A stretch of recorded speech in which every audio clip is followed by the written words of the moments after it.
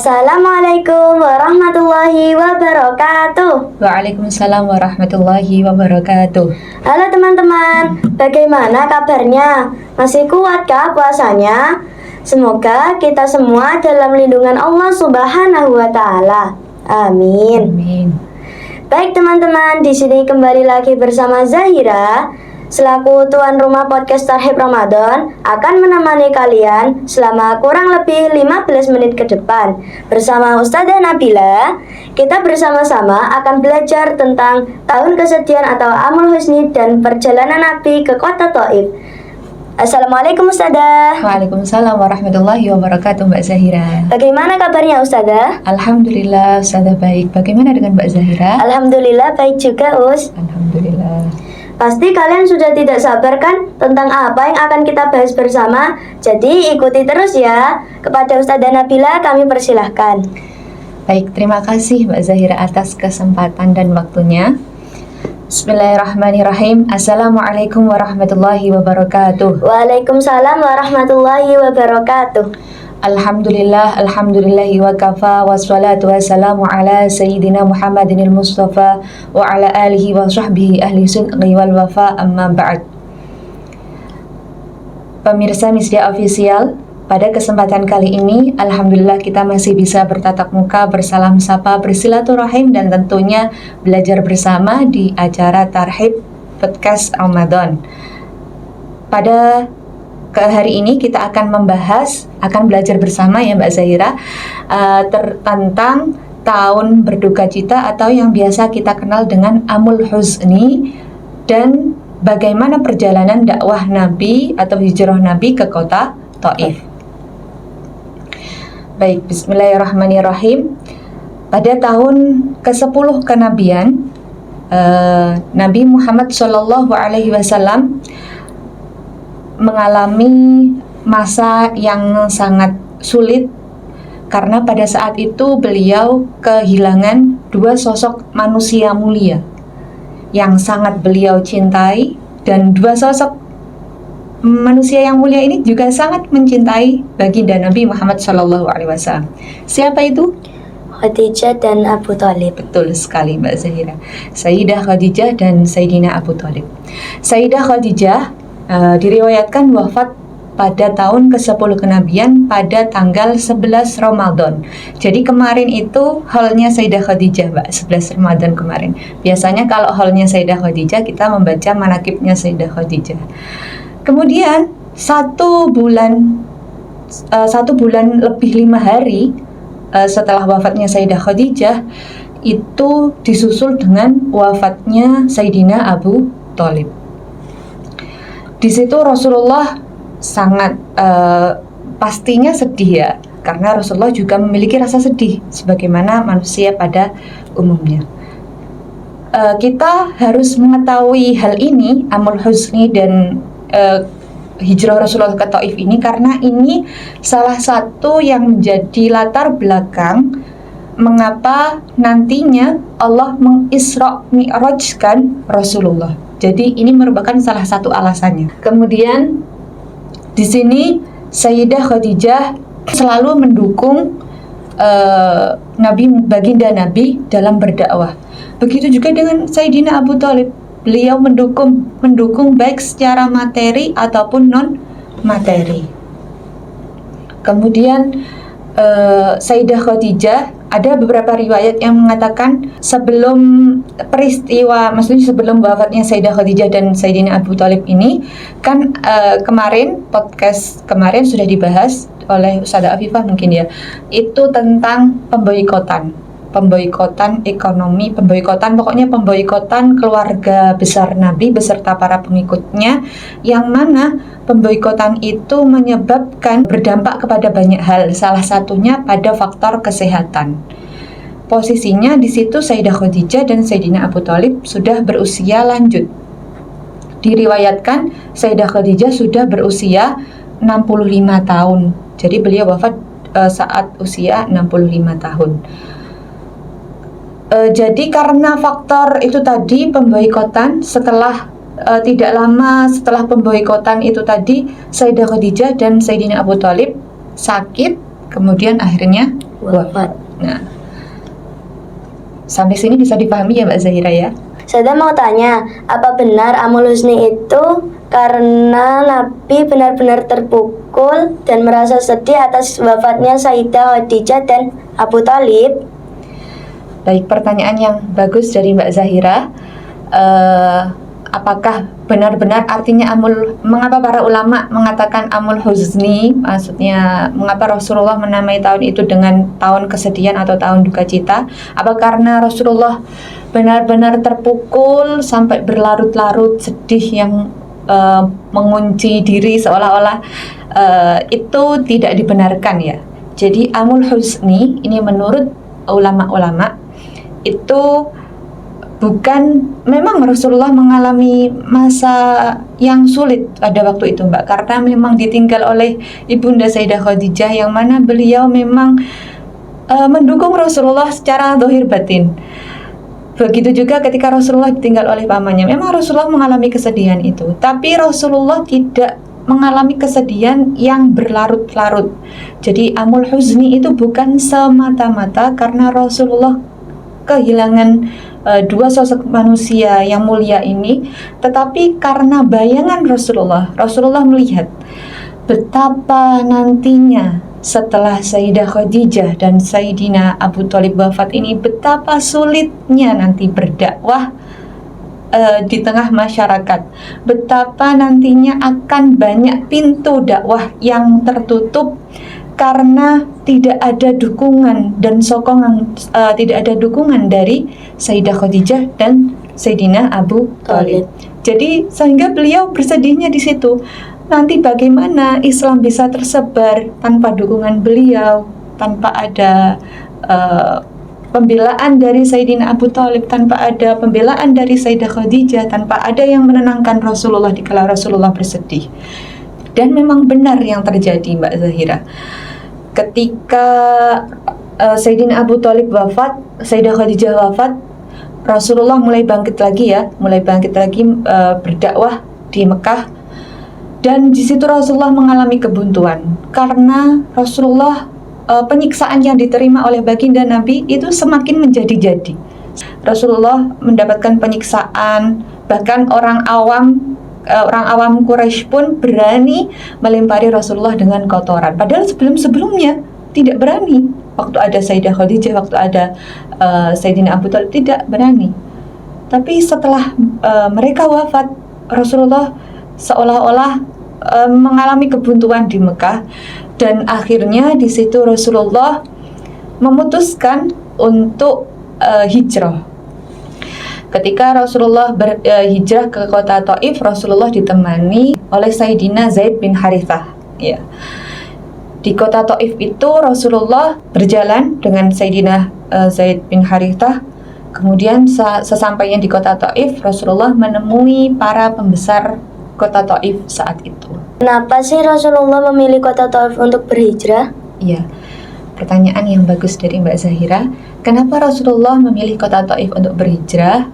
Itu ada beberapa alasan. Yang pertama, karena kota Taif ini saat itu dikuasai oleh suku Sakif atau Bani Sakif, yang mana dahulu kala ketika Rasulullah diasuh oleh Sayyidah Halimah As-Sa'diyah, itu Rasulullah tinggalnya tidak jauh dari perkampungan Bani Sakif. Rasulullah tinggalnya di Bani Sa'ad, yang mana itu tetanggaan dengan Bani Sakif gitu Mbak. Itu yang pertama, alasan yang pertama. Alasan yang kedua, karena kota Taif itu kota yang subur, kemudian juga kota yang merupakan penghasil perkebunan anggur, kurma, itu berasal dari kota Taif. Tidak gersang seperti di Mekah. Jadi kota Taif itu suasananya lebih nyaman, tenang, seperti itu. Itu yang kedua. Yang ketiga, alasannya yaitu suku Sakif yang menjadi pembesar di kota Taif kala itu, dan suku Quraisy yang menjadi pembesar di kota Mekah, itu mereka memiliki persaingan yang sangat ketat. Persaingannya bukan hanya di bidang perdagangan atau perekonomian saja, tapi persaingannya juga sampai ke ranah keagamaan.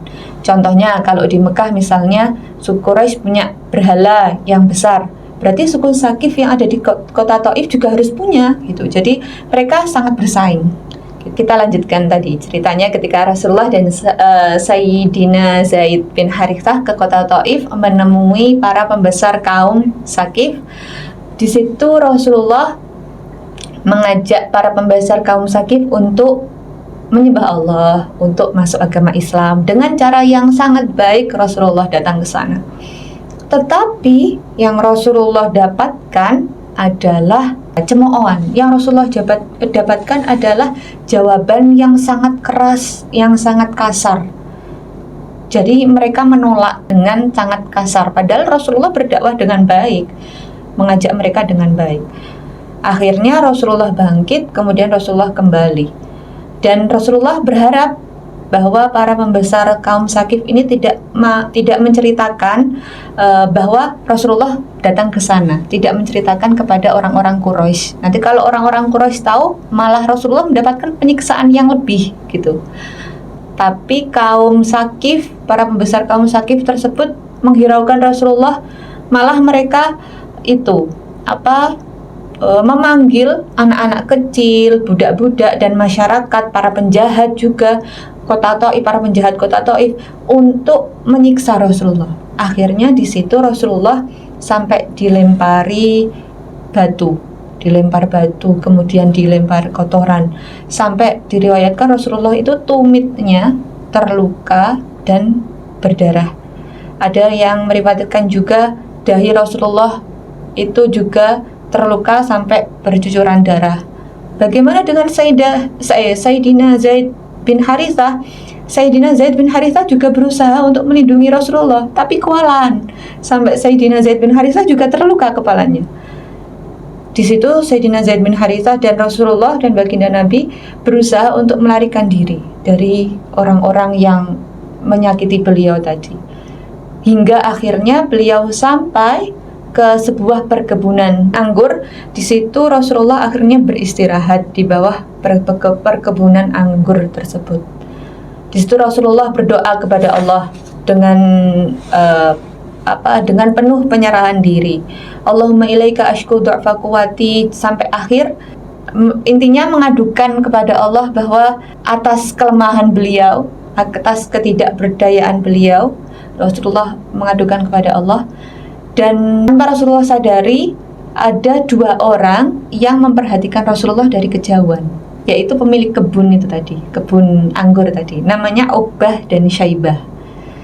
Uqbah dan Syaibah ini karena mendengar Rasulullah berdoa, akhirnya Uqbah dan Syaibah ini terenyuh dan kasihan sama Rasulullah, soalnya sudah terluka kan, posisinya terluka. Akhirnya Uqbah dan Syaibah ini menyuruh pelayannya yang bernama Adas untuk memberikan anggur kepada Rasulullah. Nah, setelah itu Adas datang kepada Rasulullah, memberikan anggur kepada Rasulullah dan mempersilahkan Rasulullah untuk makan anggur tersebut. Di situ Adas ketika memberikan anggur kepada Rasulullah kemudian mau memakan anggur tersebut. Rasulullah berkata Bismillahirrahmanirrahim gitu. Terus Adas kaget, Adas terheran-heran, loh gitu, maksudnya kayak ekspresinya kaget gitu, intinya yang diceritakan di sirah-sirah itu. Lalu Adas berkata bahwa sungguh kalimat ini itu tidak pernah saya dengar di kota ini. Masyarakat sini itu tidak pernah mengucapkan kalimat itu tadi, Bismillahirrahmanirrahim itu tadi. Terus karena melihat ekspresi Adas yang terkaget-kaget dengan bacaan Rasulullah tadi, Rasulullah penasaran, akhirnya ditanyailah Adas itu tadi.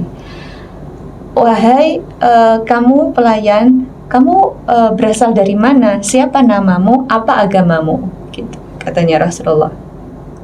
Terus Adas menjawab, namaku Adas, aku beragama Nasrani dan aku berasal dari Nainawa. Begitu kata Adas.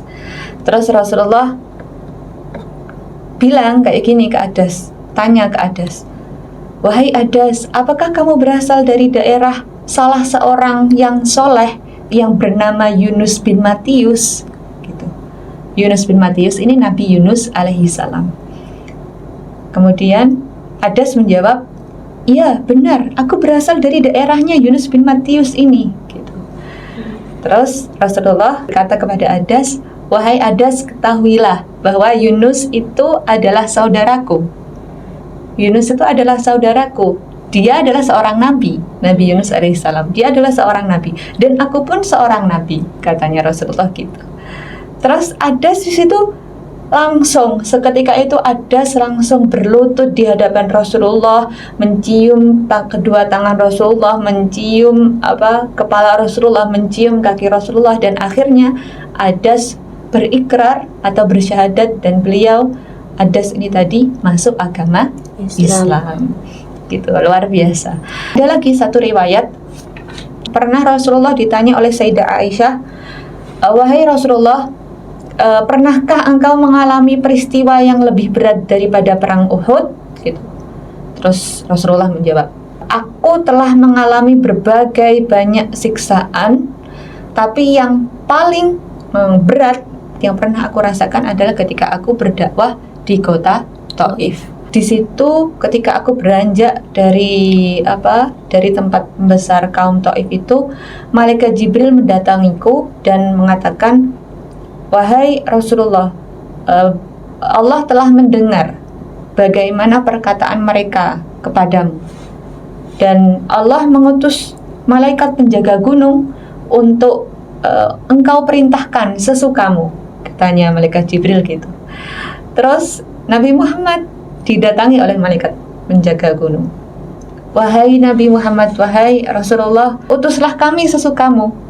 Kami bisa menghimpit mereka, kami bisa membalikkan gunung yang ada di sekitar mereka, sehingga mereka menyesal karena telah melakukan penyiksaan kepadamu gitu. Terus di situ Rasulullah jawabannya apa kira-kira, Mbak? Enggak, ya, pinter. Rasulullah memang manusia yang paling sempurna, maksudnya dalam artian beliau akhlaknya luar biasa, akhlaknya sempurna. Rasulullah menjawab malaikat gunung itu dengan jawaban, tidak, aku ini tidak menginginkan hal tersebut. Bahkan aku berharap suatu saat di keturunan mereka ada yang mau menyembah Allah dan tidak menyekutukannya, ada yang mau masuk agama Islam. Itu Rasulullah, luar biasa bukan ya? Akhlaknya Rasulullah, memang Rasulullah itu suri tauladan yang terbaik, suri tauladan terbaik. Jadi di situ Rasulullah menunjukkan bahwa bagaimana caranya mengatasi, bagaimana caranya menyikapi suatu perbuatan yang jelek tidak harus dibalas dengan perbuatan yang jelek, atau kita harus membalasnya. Rasulullah di situ bahkan tidak mau mendoakan yang jelek, apalagi membalas dengan jelek, mendoakan jelek saja Rasulullah tidak mau ya. Akhirnya benar, beberapa tahun kemudian kota Taif seluruh masyarakatnya menjadi pemeluk agama Islam karena doanya Rasulullah itu tadi. Yang bisa saya sampaikan pada podcast hari ini, saya mohon maaf yang sebesar-besarnya apabila banyak kekeliruan atau kesalahan, dan terima kasih juga untuk pemirsa Misjak Official dimanapun Anda berada. Semoga puasa ibadah kita di bulan Ramadan ini diterima oleh Allah Subhanahu wa taala. Amin ya rabbal alamin. Dan terima kasih juga untuk Mbak Zahira. Saya akhiri, wabillahi taufiq wal hidayah wa ridha wal inayah. Wassalamualaikum warahmatullahi wabarakatuh. Waalaikumsalam warahmatullahi wabarakatuh. Masya Allah, sungguh besar ya ilmu yang kita dapat dari Ustazah Nabila. Semoga kita semua dapat mengambil hikmah tentang apa yang telah kita pelajari bersama. Saya selaku tuan rumah podcast Tarhib Ramadan izin undur diri. Wassalamualaikum warahmatullahi wabarakatuh. Waalaikumsalam warahmatullahi wabarakatuh.